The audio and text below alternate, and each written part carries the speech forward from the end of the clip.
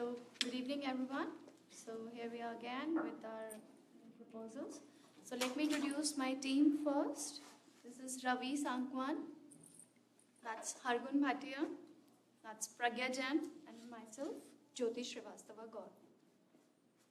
Okay, so our case is like we have to change a system which is Jurican. Initially, it was a Jurican system. It's an old system, 24-year-old system, which we have to change. A new system has to introduce into the system. So we have proposed some changes, and there was some scope defined to it, or cost related to it, into a certain time limit which has to be done the project. But now the scope has changed. Okay. So what has changed in this scope is timeline are the same. It is changed, but a new customer portal has to be integrated into the same new system, new application which we have to develop. A customer portal has to be integrated. Because of this, we have found that cash or budget has to be increased. So out of the 3 parameters of the project management which we measure usually, scope, time and budget, the time has remained unchanged, but other 2 are impacting. Because since we are increasing the scope, and that's why the budget is also increasing. Okay, so our proposals are like, we are drafting a PCR, process change request, in which the priority is given to the customer portal. And we are doing it with the collaboration with in-house advisory team. So here we have 2 teams. The software development team is Effica Doc. So in-house team is collaborating with Effica Doc to create this software. So first is draft a process change request, because it's the change is introduced in between of the project. That's why a PCR has to be introduced. And then since it's a new thing to be introduced and we have tight timelines, as I mentioned, there is no change in the timeline. So that's why we have to add a resource. So we have to hire a software developer, and we have 4 months remaining. So we have to hire a software developer, which is to be done by Effica Doc, but the budget has to be bear by the legal team. Okay, so okay, Ravi will take over. So as we know, we had certain timelines and we had certain cost budgets. So we decided in favor of like increasing some costs so that we get the proposed on time, because there is a lot of opportunity cost due to the increased number of cases coming to the legal department. So we thought that if we complete the project by fixed deadlines, so we will be able to train our staff and we will be able to gain the advantage out of the rising opportunities. So here we are proposing an in-house team so that we can in the project sponsor and the director, and Frederick, who is responsible for the integration part. So we are creating a team and a communication channel with our contracting agency so that we can introduce the changes which are required on time-to-time basis. And that's how we are gonna be within our deadlines and also modify the project as per the requirements. So we are proposing its implementation in the stages of the customer portal. Earlier it was like customer portals were assigned a low priority. That was according to us because of the lack of proper communications to the contracting agency, what we actually require and what is our priority. So we are focusing on this thing. Now Hargun will take over the communication changes we are proposing in detail. Yeah, so thanks Ravi. So as we discussed that we want them to communicate, because communication is not being there. It was communication that made them feel that customer portal was not that important initially, and they made it an additional priority. But now with coming changes, legal services team has pointed out that it is a very big issue and that customer portal needs utmost priority. So we always recommend them to communicate, because communication over processes is the key in agile methodology. Now let's get deep into how we are approaching towards that communication. So we already, my teammates already told about an in-house team. So this is an in-house team that we are proposing them so that the communication channels are more smoothened. It will always contain the product manager and the director, but an additional BA, so that any gaps are filled accordingly.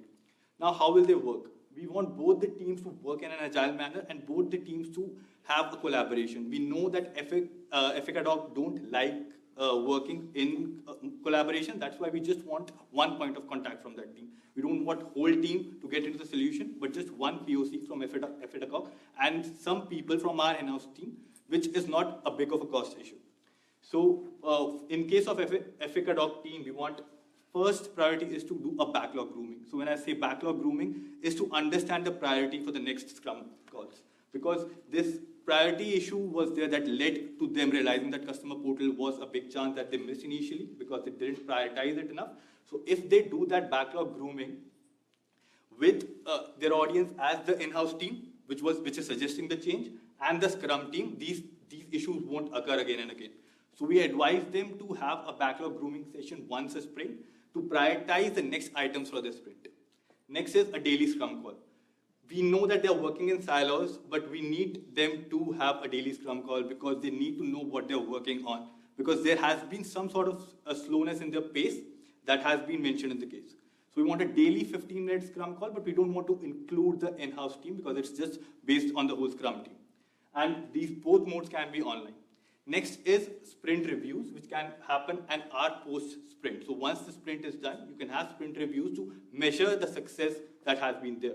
So now what we want them is to include the in-house team as their client. We don't want them to go in anywhere, but we want the in-house team to come in the meeting, and this should be in person because they can really track. Because at the end, we are increasing a budget, and we want us to stay on track. Though we are hiring it just on the contract basis because we don't want that to affect the whole budget for the whole year. We are just proposing a contractual software engineer for 4 months, but still we want the in-house team to review all those things because increase in budget is also decreasing the burnout rate. We are trying to decrease the burnout rate here. So we propose it an in-person call and then obviously a sprint retro to just retrospect what is going on. And it can happen in-house with the Scrum team to analyze if they're going away from the path or not. Now, in case of in-house team, we just advise them to do 2 meetings daily. That just between them, it's a daily stand-up call to measure the progress of customer portal because customer portal is their utmost priority. So they can just see how they want to really modify it in further because we want that to and fro happening every time. And then they can have a status check call with the team, and that can happen once every week.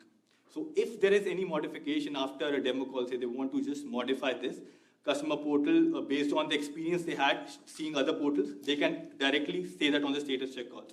And now this is also where in-house team and Efficadoc team really collaborates. The last collaboration is between them. This is an extra meeting that we are suggesting them, a small meeting which is a feedback calls after every feature delivery. So we are giving it a proper epic and we are dividing it into multiple features. So supposedly we're advising them 3 features. So we want them to collaborate after every feature to see the progress and give their feedback. So that in future, there is no such issue that happens and it delays the timeline and budget. Can you go to the next slide? So we are going through the similar timeline that we had in an initial presentation. Now we know that they are somewhere on the 4-month timeline, right? And they are trying to complete a 6-month task in just 4 months. So how do they do that? We have already suggested them to hire someone just for that 4 months of time, so that the time that they were initially spending extra in that integration testing of that specific customer portal can be really decreased, and that they can have their final milestone on September 5th. Now, when we say integration testing, we forgot to include just one row. That was a constant feedback calls. Like that is the key that we had in between those 2 big groups. These feedback calls should happen every sprint, so we were able to showcase it on the implementation timeline. But this is something that we really want to focus on because we are trying to put both of them in an agile methodology. We are trying to put in-house team also to work in an agile way, as well as the Efficadoc team also to work in a collaboration way. So now and yes, obviously the client feedback will always stay positive. So these are all the feedback calls, these are all the sprint reviews, these are all the demo calls and everything. So now I'll pass it on to Pragya to give a detailed feedback on how our risks, new evolving risks will look like and our probability and severity curves. Okay, so we have already covered the earlier risks that we anticipated, so the missed deadlines. Now, in case to mitigate this risk, so what we are going to do is we are going to focus more on agile methodology. We are going to use agile methodology, and as Hargun mentioned, we are going to have a constant communication cycle. Now, second is resistance to the new interface. To mitigate that, what we are going to do is from each team, we are going to train certain professionals so that they can train within their team, and that's how they are going to bond and again have clear communication on how they are going to use the new interface. Then we have app failures. So for app failures, we have proposed regular interval testing. So after every few months after deployment, we are going to have testing. This is additional to the testing that we'll be doing earlier before release. Now, the next one is cyber threats. So for that, again, we'll have constant support from the data migration team to ensure that all the security points are covered. Lastly, for the proposed PCR, what we can have is resistance from the supplier. Now, for that, what we are going to do is we are going to have a constant communication. We have already proposed this as an additional in our previous, so they know how this can be done. To make this tighter and to incorporate this, we are already paying them a bit more in the form of resource, and along with that, we keep on providing inputs and testing the thing to, we are going to work on the communication aspect to make this thing mitigate this risk. Now, I would like to add a few more points over here. So the first thing is the budget aspect. We have splurged some more money in this. Why we are doing so? See, if we release the same project after 2 months, that is what the supplier is anticipating. If we don't increase resources, so what will happen then? Approximately earlier we were having 1,000 cases per month, right? 12,000 over the span of 1 year, and now they are anticipating more flow. So it will add on to the cost. We don't want to pay for that. So that's why we have added some more money in the project so that we can take care of that. And I can conclude. So yeah. So in all, our summary talks about really making the scope same. I mean, changing the scope through our PCR, that is our utmost priority customer portal. Increasing our cost a little bit because we know what could be the opportunity cost of not having a customer portal for 4 straight months. So we know that if we not spend that initial 10,000 to 12,000 in a budget increase, that also through a contractual basis. We don't want to hire another specific employee for another 1 year. We just want to have a 4-month contractual employee just to fill this gap up. We understand that the opportunity cost is huge. It is like 1:4 ratio of what we are estimating. And we want to do this through complete collaboration. And we understand that both the teams want to work in silos, specifically the supplier, the software team. That's why we just initiate that there should be one POC, that is one point of contact. From there, through our in-house advisory team that is really interested in integrating that customer portal.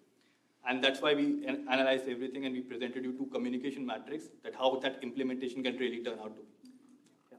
Thank you.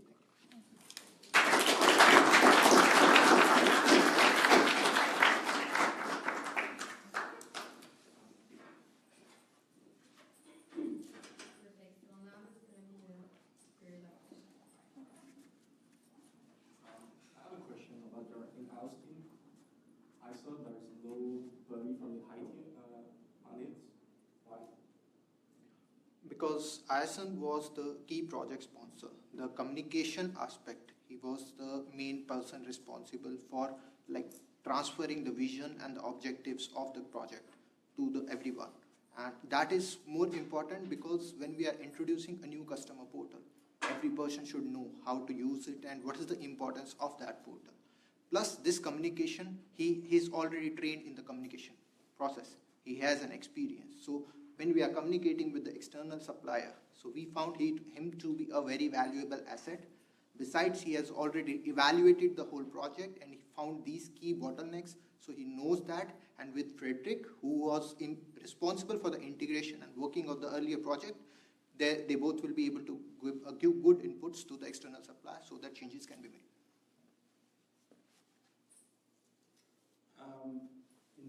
In the risk mitigation slide, you talk about resistance from supplier. Where do you get that information from? Because we were not, we didn't know that. We understand that there is a resistance from supplier to work on his own terms. He wants to work in silos. He doesn't want to communicate much. And what we are suggesting them is to not increase their one resource, but we want a contractual resource to be in their team. So seeing that psychological way of working, where there is a lot of miscommunication happening right now, we expect a slight resistance from the supplier.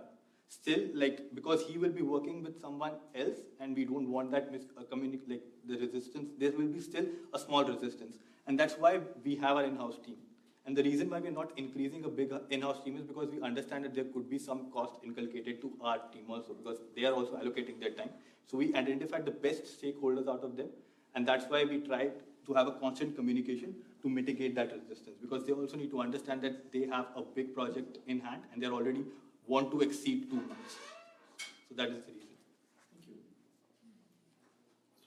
Just to be sure, you are saying that you want to focus on the agile methodology to Correct. continue, but really you want to focus this methodology in the supplier part. How will you do it? How will you implement this methodology?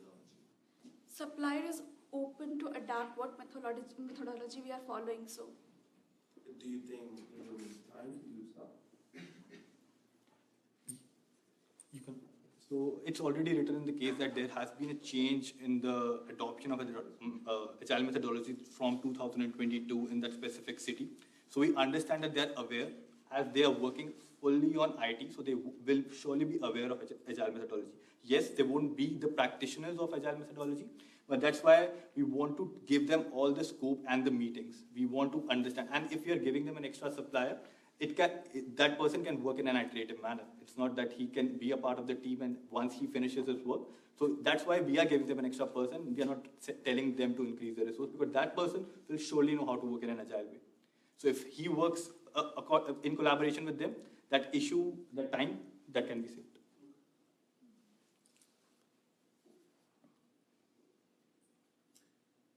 Okay, we'll have another question then. You are implying that we need to hire another software engineer for the supplier part. How will you do so? Will you hire one and put it in the supplier teams, or will you ask the supplier to hire a new one? No, that thing we are doing by ourselves. So it will be our HR team that will be doing that, and that is incorporated. As we know the changes that are to be made, we will be soon starting the hiring process, and we have estimated the costs for 4 months of hiring to be $9,600, and that's why we increase our cost budget by 12,000, because there will be certain expenses on the hiring process also, plus certain meetings also that needs to be increased in frequency with the external suppliers. So these costs we have incorporated. So overall, we have estimated a budget increase of 12,000. Okay. So you will be an employee of the city, not the Yeah, supplier? that will be on contractual basis. Okay, yeah. Yes. Thank you.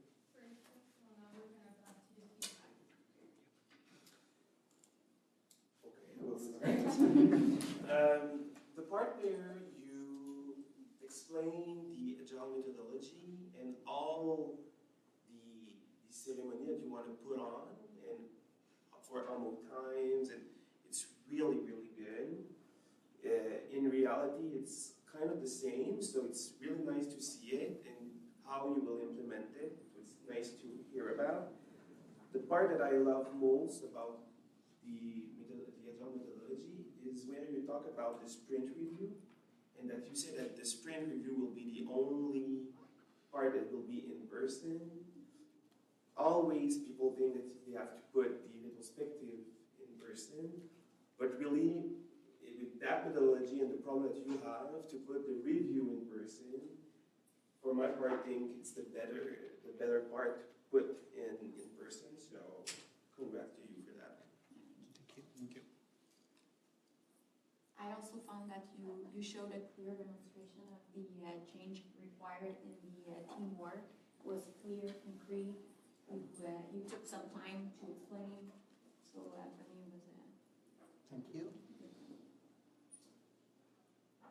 You guys did a good presentation. Just a few element. $12,000 for 4-month developer, that's not enough to get $36,000 a year. One is the resistance from supplier. It's not exactly resistance, right? It's fairly common.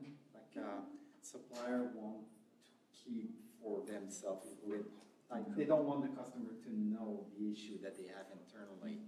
So the word resistance might be clarified. It's Extreme. extreme, slightly. And one you hire to keep the delay. Maybe it's not enough, but I understand. Maybe more than one.